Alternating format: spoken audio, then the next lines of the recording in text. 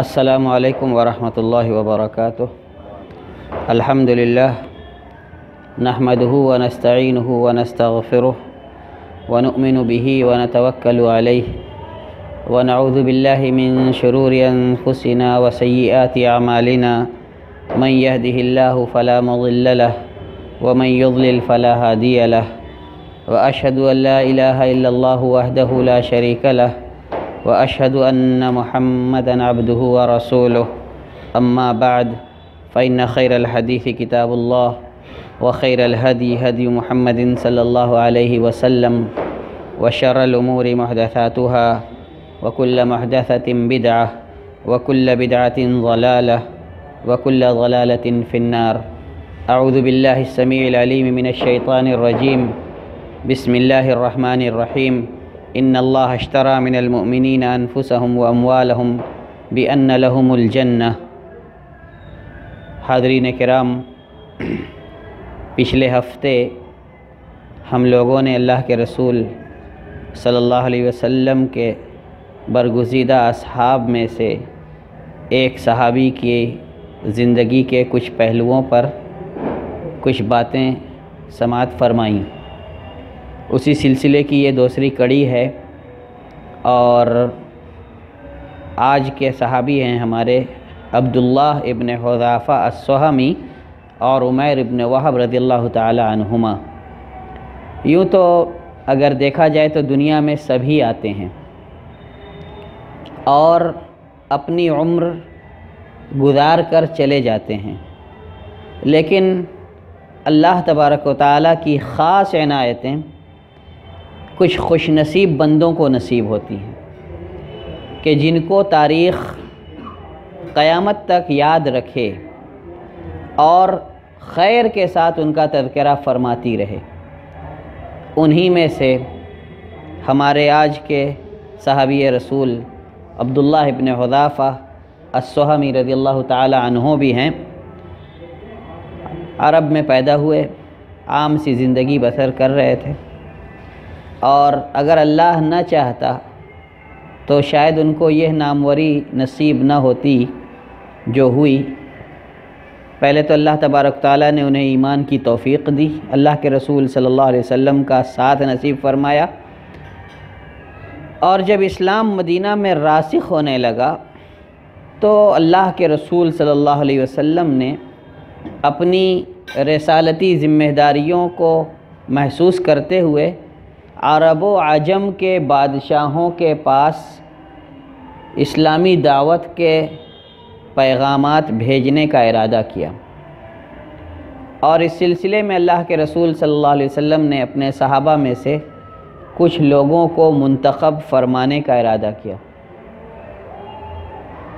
اس موقع سے آپ صلی اللہ علیہ وسلم کھڑے ہوئے، اللہ کی حمد و ثنا کی، خطبہ دیا، اور خطبے میں کہا کہ میں چاہتا ہوں کہ تم میں سے کچھ لوگوں کو عرب و عجم کے بادشاہوں کی طرف اسلام کا پیغام دے کر کے بھیجوں، لیکن میں یہ آپ لوگوں سے گزارش کرتا ہوں اے میرے صحابہ کی جماعت، کہ جس طرح سے موسیٰ کے ساتھیوں نے موسیٰ سے اختلاف کر لیا تھا علیہ الصلاۃ والسلام، آپ لوگ مجھ سے اختلاف مت کرنا۔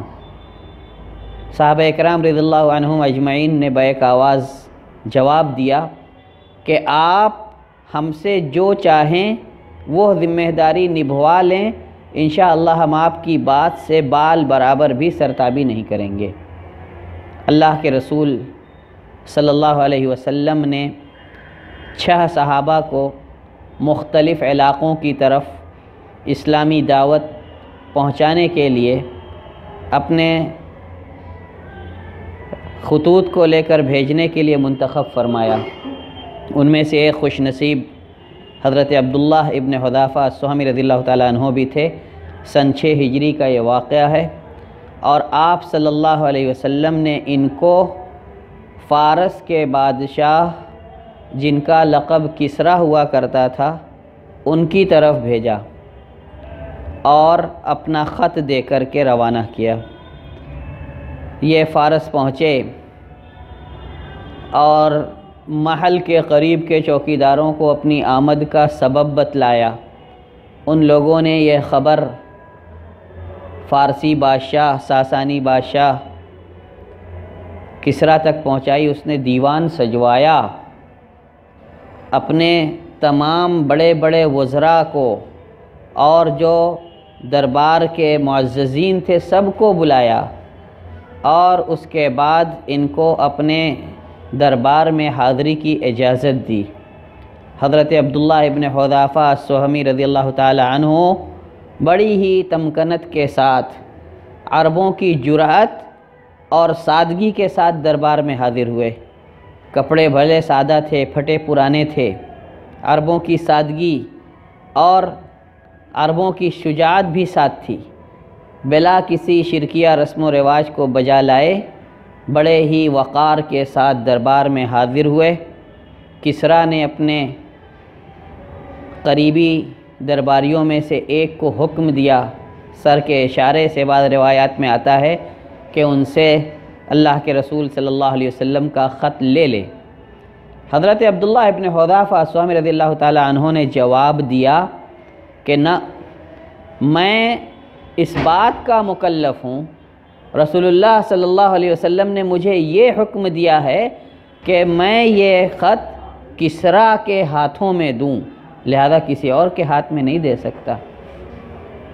اللہ کے رسول صلی اللہ علیہ وسلم کے احکام کی پابندی، اللہ کے رسول صلی اللہ علیہ وسلم کی باتوں پر مین و عن عمل کرنا، یہ صحابہ کرام سے سیکھیے۔ وہ چاہتے تو چونکہ خط پہنچ رہا ہے کسریٰ تک، وہ کسی کے بھی ہاتھوں میں تھما دیتے کہ لیجیے آپ تھما رہے ہیں نا، بادشاہ کو دے دیجئے، لیکن چونکہ انہوں نے اللہ کے رسول صلی اللہ علیہ وسلم کی زبان سے سنا تھا کہ کسریٰ کو دینا ہے، تو یہی اصل ایمان ہے اور یہی اصل اتباع ہے کہ جو آپ سنیں اس پر بلا اپنی طرف سے کوئی اپنی سمجھدانی کا چسکا لگائے، من و عن قبول کریں۔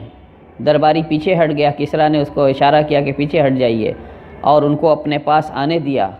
انہوں نے کسریٰ کے ہاتھ میں اللہ کے رسول صلی اللہ علیہ وسلم کا خط تھمایا۔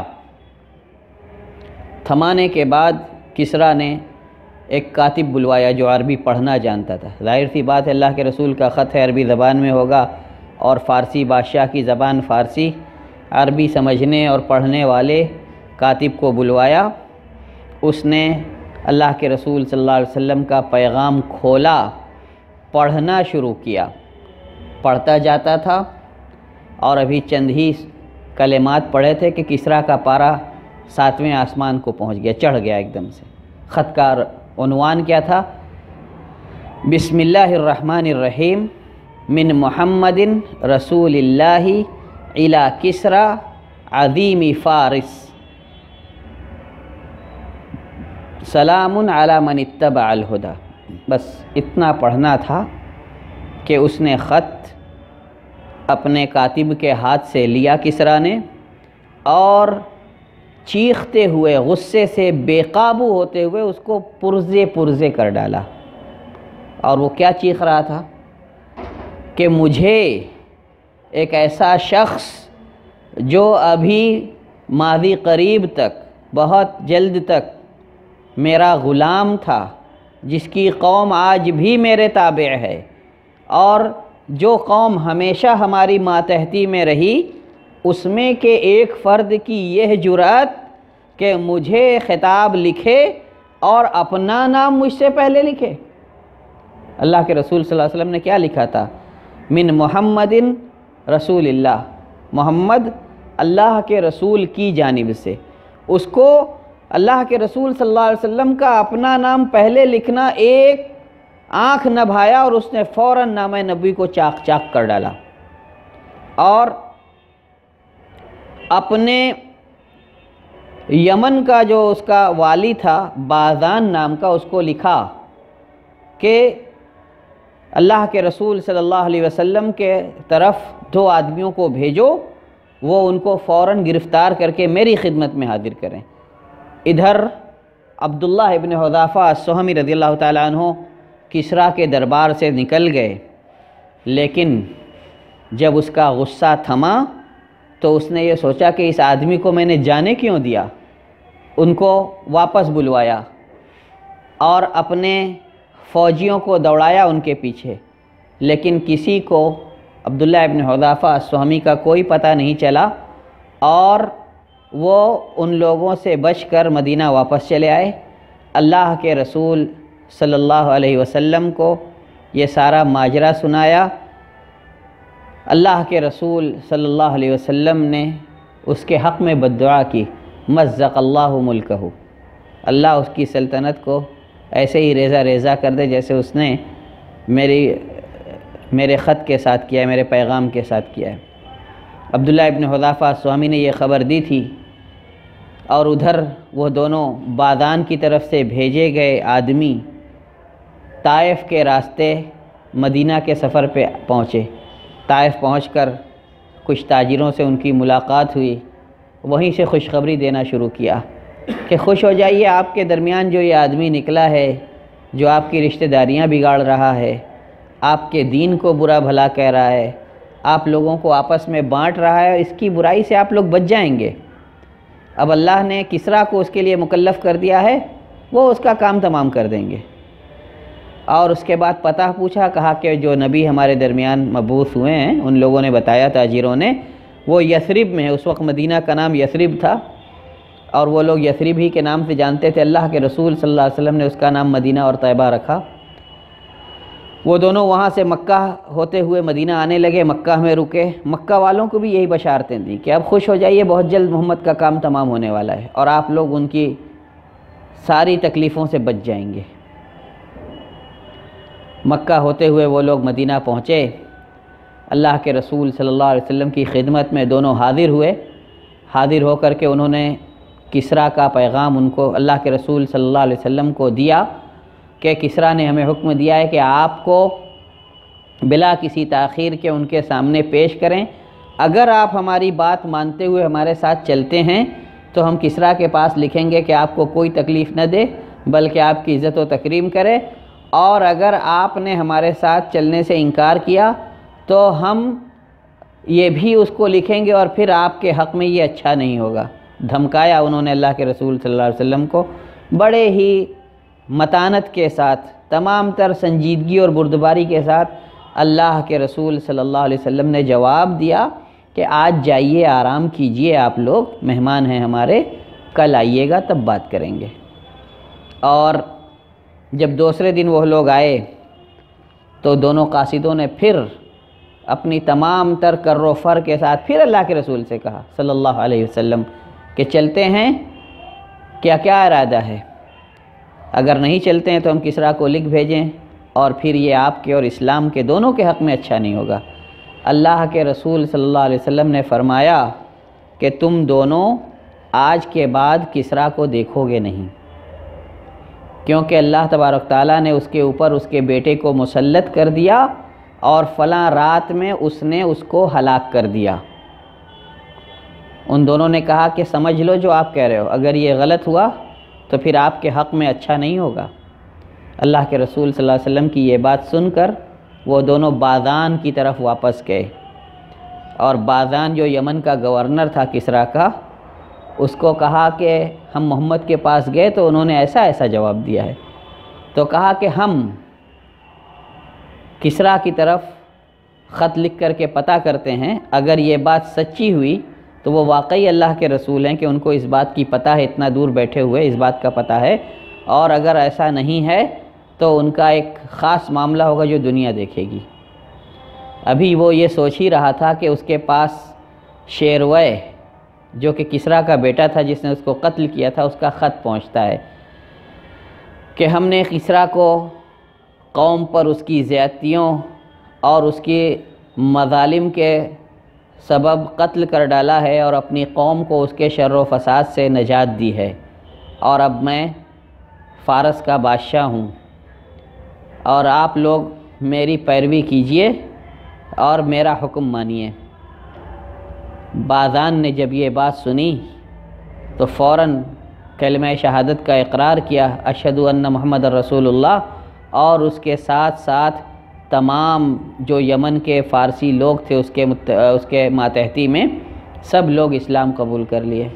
یہ عبداللہ ابن حذافہ السہمی کے کسریٰ کے ایوان میں جانے اور اسلامی دعوت پہنچانے کا ثمرہ تھا، پھل تھا، کہ اگر کسریٰ نہیں تو کسریٰ کے ایک گورنر نے اور ایک پورے خطے کے لوگوں نے اسلام قبول کیا۔ اللہ بازان نے جو ایک بات کہی تھی اس کو غور کرنے کے لائق کہا تھا کہ اگر وہ سچے نبی ہوں گے تو وہ میرے ان قدموں کی جگہ کو بھی اور کسریٰ کی سلطنت جہاں تک پہنچی ہے اس کے مالک ہو کر رہیں گے، اور وہ واقعی ایسا ہی ہوا۔ بعد میں اسلامی سلطنت پورے فارس پر قابض ہو گئی۔ یہ ایک واقعہ ہوا سن 6 ہجری میں عبداللہ ابن حذافہ السہمی رضی اللہ تعالیٰ عنہ کے ساتھ۔ دوسرے 13 سال بیت گئے۔ سن 18 یا 19 ہجری کا واقعہ ہے، 19 ہجری کا۔ حضرت عمر رضی اللہ تعالیٰ عنہ کا دور خلافت تھا، اور حضرت عمر رضی اللہ تعالیٰ عنہ نے ان کو شامیوں سے لڑنے کے لیے ایک لشکر میں بھیجا، اور شامی بادشاہ بھی مسلمانوں پر خار کھائے بیٹھا تھا۔ پے در پے شکستوں سے ان لوگوں کو بے حد غصہ تھا اسلام پر اور اسلامی سلطنت پر، اور مسلمانوں پر جو بھی قیدی ان کے ہاتھ لگتا وہ لوگ اس کے ساتھ بہت سختی کا سلوک کرتے۔ اور قیصر نے کہہ رکھا تھا کہ اگر کوئی باحیثیت قیدی ہاتھ لگے تو اس کو میرے پاس لانا، تاکہ میں اس سے کچھ باتیں پوچھوں یا اس کے دین کو آزماؤں۔ اللہ کا کرنا ایسا ہوا کہ اس جنگ میں جو لوگ قید ہوئے ان میں عبداللہ ابن حذافہ السہمی بھی تھے رضی اللہ تعالیٰ عنہ۔ ان کو قیصر کے دربار میں لایا گیا، اور جب قیصر کے دربار میں لایا گیا تو قیصر نے ان سے کہا کہ دیکھو، تم اسلام قبول کر لو، نصرانیت کو قبول کر لو، اور میں تمہارا راستہ بھی چھوڑ دوں گا اور تمہاری عزت و تکریم بھی کروں گا۔ انہوں نے کہا کہ میں مرتے دم تک ایسا نہیں کر سکتا، اور لالچ بڑھائی۔ قیصر روم نے کہا کہ نصرانیت قبول کر لو، میں تم کو عزت و تمکنت دوں گا، اپنی آدھی سلطنت تم سے بانٹ لوں گا۔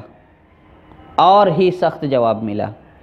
کہا اپنی آدھی کیا، اگر اپنی پوری سلطنت بھی مجھے دے دو، اور اس کے ساتھ عرب کے پاس جتنا سرمایہ ہے، عرب کی جتنی حکومتیں سب میرے حوالے کر دو، پھر بھی میں پلک جھپکنے بھر بھی محمد صلی اللہ علیہ وسلم کے دین سے، اسلام سے پھرنے والا نہیں ہوں۔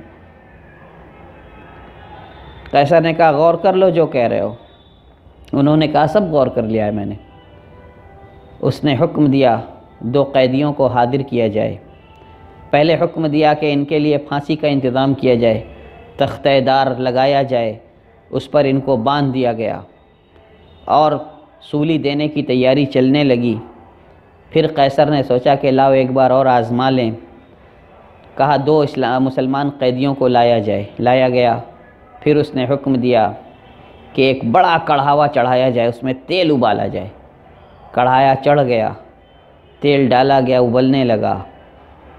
2 مسلمان قیدیوں میں سے ایک کو اس کھولتے ہوئے تیل میں ڈالا گیا، ہڈیاں اور گوشت جدا جدا ہو گئے، بکھر گئے، سب موت ہو گئی، اس کی شہادت ہو گئی۔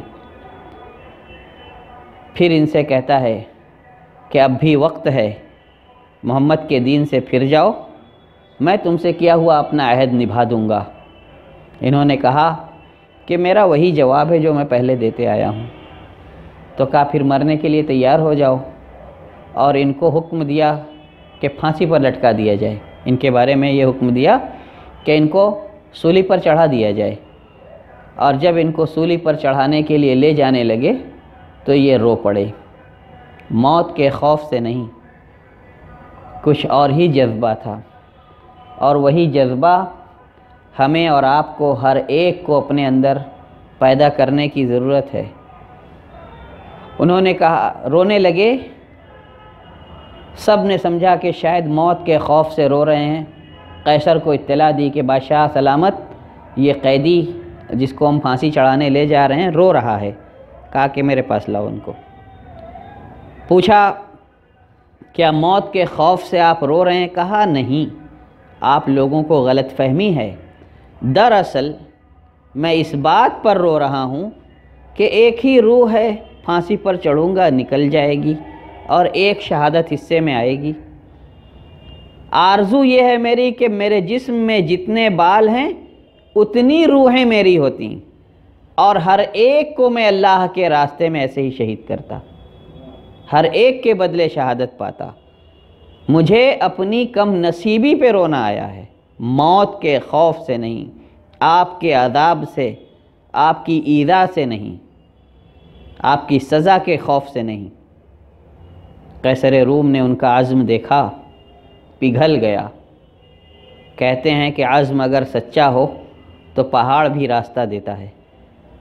تو جب اس کی طبیعت میں نرمی آ گئی تو اس نے ایک تجویز رکھی عبداللہ ابن حذیفہ السہمی رضی اللہ تعالیٰ عنہ کے سامنے۔ کہا کہ کیا تمہیں یہ منظور ہے کہ میرے پیشانی کا بوسہ لے لو اور میں تمہیں آزاد کر دوں؟ عبداللہ ابن حذیفہ السہمی رضی اللہ تعالیٰ عنہ نے ایک لمحے کو سوچا اور پھر جواب دیا۔ یہی جذبہ خیرخواہی ہمیں اور آپ کو اپنے اندر پیدا کرنا ہے مسلمان بھائیوں کے لیے۔ آج ہم جو آپس میں دست و گریباں ہیں، مذہب کے نام پر، مسلک کے نام پر، برادری کے نام پر، عنصریت کے نام پر، نسل کے نام پر، ان سب کو بالائے طاق رکھ کر صحابہ رسول صلی اللہ علیہ وسلم کی ان سیرتوں پر غور کریں۔ عبداللہ ابن حذیفہ السہمی رضی اللہ تعالیٰ عنہ کس مرحلے سے دو چار ہیں؟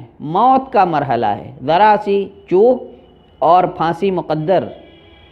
کہتے ہیں کہ کیا تمام قیدیوں کو آپ چھوڑ دو گے؟ اگر میں آپ کے پیشانی کا بوسہ لے لوں تو میرے ساتھ ساتھ بقیہ مسلمان قیدیوں کو بھی رہا کرو گے؟ قیصر کہتا ہے ہاں کر دوں گا۔ بادشاہ روم کہتا ہے کہ ہاں سب کو آزاد کر دوں گا۔ عبداللہ ابن حذیفہ السہمی رضی اللہ تعالیٰ عنہ ایک لمحے کو سوچتے ہیں، کیا ہے اگر ایک کافر کی پیشانی کا بوسہ لے لوں اور اپنے اتنے سارے مسلمان بھائیوں کی جان بچا لوں؟ اس میں کوئی حرج نہیں لگتا۔ اور پھر انہوں نے قیصر روم کے پیشانی کا بوسہ لیا اور تمام مسلمان قیدیوں کو اس کی قید سے آزاد کرا کے مدینہ پہنچے، اور آ کر کے حضرت عمر رضی اللہ تعالیٰ عنہ کو یہ واقعہ سنایا۔ یہ واقعہ سن کر حضرت عمر ابن الخطاب رضی اللہ تعالیٰ عنہ امیر المؤمنین اپنی مجلس سے اٹھے اور اعلان کیا کہ ہر مسلمان کا فرض بنتا ہے کہ عبداللہ ابن حذیفہ السہمی کا سر چومیں، اور میں سب سے پہلے چومتا ہوں۔ اور آپ رضی اللہ تعالیٰ عنہ نے، خلیفہ وقت نے اٹھ کر حضرت عبداللہ ابن حذیفہ کا سر چوما، باقی مسلمانوں نے بھی، صحابہ کرام نے بھی ان کا سر چوما، اور اس طرح ان کو دو دو ایسے کارنامے نصیب ہوئے جن کارناموں نے ان کے نام کو تاریخ میں ایک حیثیت دی اور نیک نامی کے ساتھ باقی رکھا۔ جب جب ان کا نام لیا جائے گا ان کے لیے رضی اللہ تعالیٰ عنہ کی دعا نکلے گی تمام مسلمانوں کے منہ سے، اور اللہ تبارک و تعالیٰ کے حضور یہ دعا کریں گے ہم کہ اللہ تبارک و تعالیٰ ہمیں بھی اسلام کی ایسی ہی خدمت کا موقع نصیب فرمائے۔ آج کے جو دوسری شخصیت ہے صحابہ رسول صلی اللہ علیہ وسلم میں سے رضوان اللہ علیہم اجمعین، وہ ہے عمیر ابن وہب۔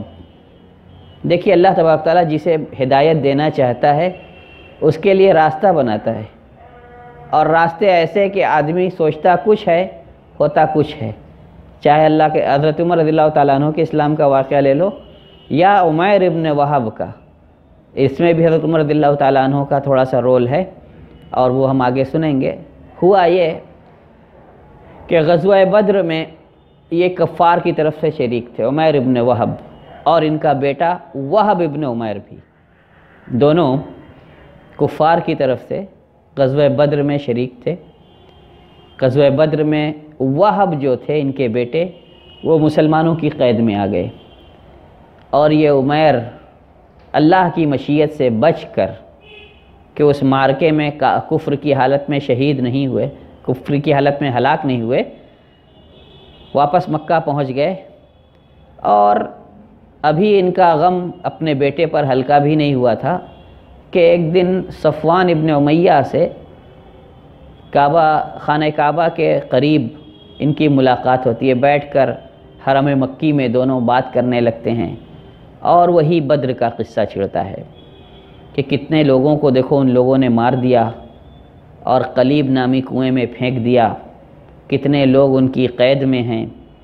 ہاں، اور ان لوگوں نے کہا چلو یہی سب بات کر کے وقت کاٹتے ہیں، کیونکہ ایسی ہی باتوں پر وقت کٹتا ہے، یا تو اپنی خوشیاں آدمی یاد کر لے یا اپنے غم یاد کر لے اور اپنے قریبی لوگوں کی پریشانیاں یاد کر لے۔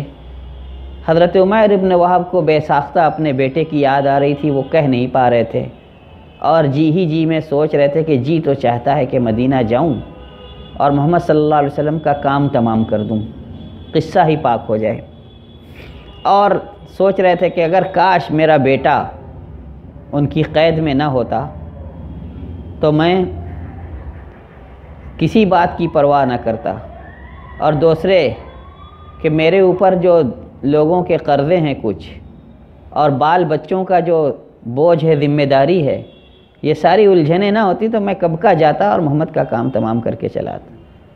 پھر ایک طرف سوچتے کہ بیٹا ان کی قید میں اگر جاؤں تو کوئی میرے جانے پر شک بھی نہیں کرے گا، کیونکہ جو لوگ وہاں مسلمانوں کی قید میں تھے ان کے رشتہ دار ان کی رہائی کے لیے ان کا فدیہ وغیرہ لے کر کے جایا کرتے تھے مدینہ، تو لوگ یہی سمجھیں گے کہ عمیر اپنے بیٹے وہب کا فدیہ لے کر کے ان کو چھڑانے جا رہے ہیں۔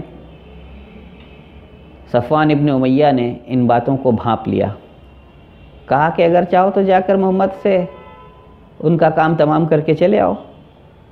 کہا قرضے ہیں، یہ ہے وہ ہے، کہا تمہارے قرضے میں اپنے ذمے لیتا ہوں، بال بچوں کو اپنے بال بچوں کے ساتھ رکھ لیتا ہوں جب تک تم لوٹ کر نہیں آتے، یا اگر تم وہاں ہلاک بھی ہو گئے تو زندگی بھر کے لیے رکھ لیتا ہوں۔ کہا کہ یہ بات ہمارے اور آپ کے بیچ رہے، کہیں کسی تیسرے کو پتہ نہ چلے۔ پھر اپنے گھر میں حکم دیا کہ تلوار میری تیز کی جائے اور اس کو زہر سے بجھایا جائے۔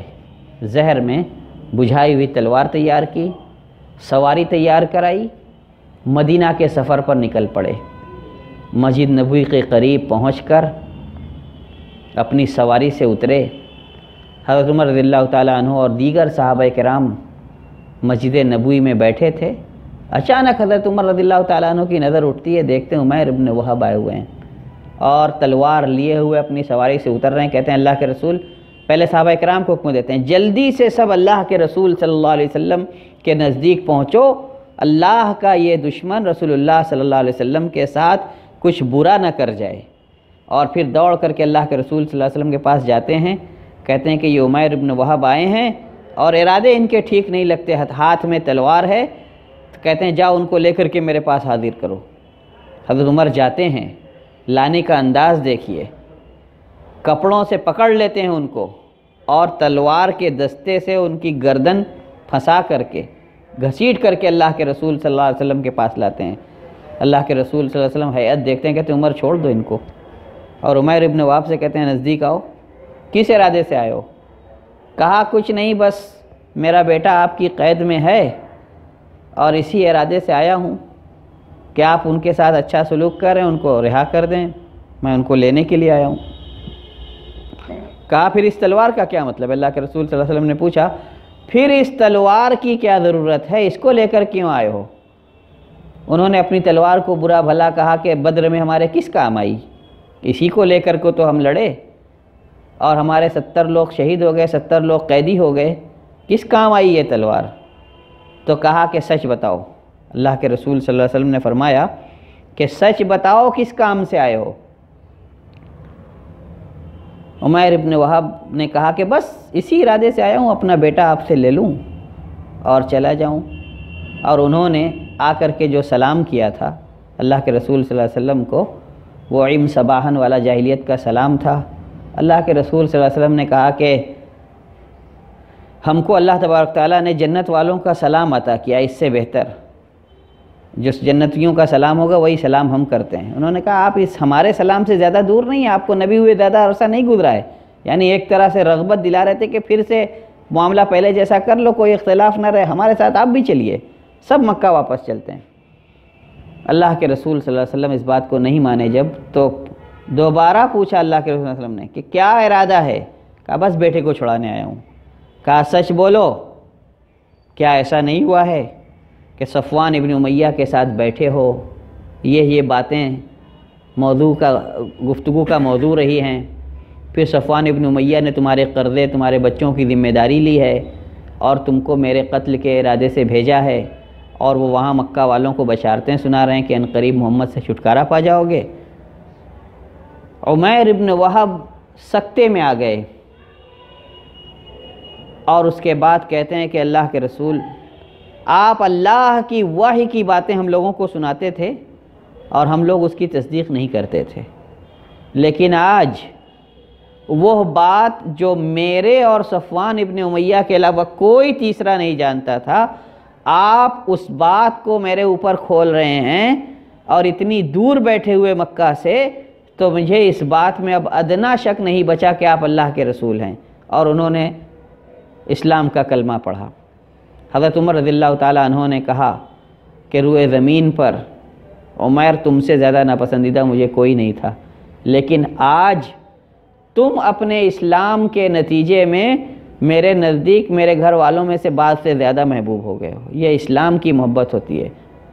وَكُنْتُمْ عَلَى شَفَا وَاذْكُرُوا نِعْمَةَ اللَّهِ عَلَيْكُمْ إِذْ كُنْتُمْ أَعْدَاءً فَأَلَّفَ بَيْنَ قُلُوبِكُمْ۔ دشمنوں کو بھائی بھائی بنا دینے والا یہ دین اسلام۔ عمر رضی اللہ تعالیٰ عنہ برملا اعتراف کرتے ہیں کہ آپ آج میرے نزدیک میرے بعد گھر والوں سے بڑھ کر عزیز ہیں۔ ادھر صفوان ابن امیہ انگاروں پہ لوٹ رہا تھا، ہر آنے جانے والوں سے پوچھتا کیا خبر ہے عمیر ابن وہب کی، آئے کہ نہیں آئے، کہاں ہیں، اتنے دن بیت گئے۔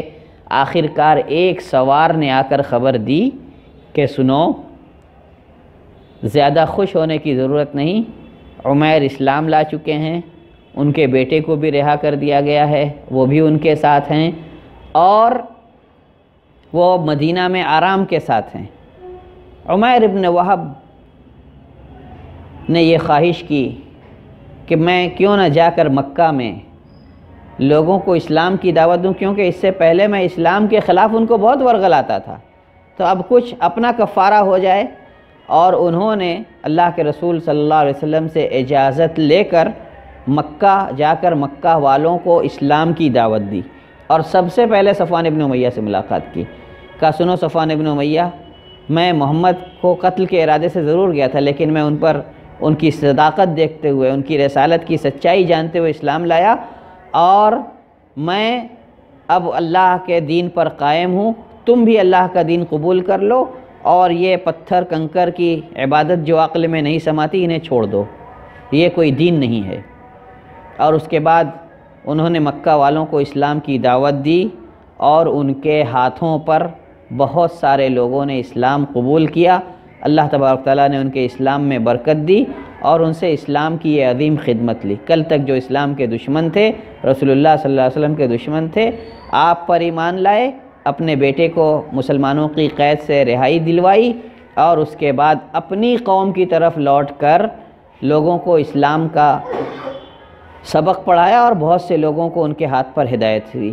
یہی ہر مسلمان کا شیوا ہونا چاہیے، خیر پھیلانے والا اور شر کو دبانے اور مٹانے والا بنے، جس طرح عمیر ابن وہب نے اسلام قبول کرنے کے بعد اپنی ذمہ داری کو نبھایا۔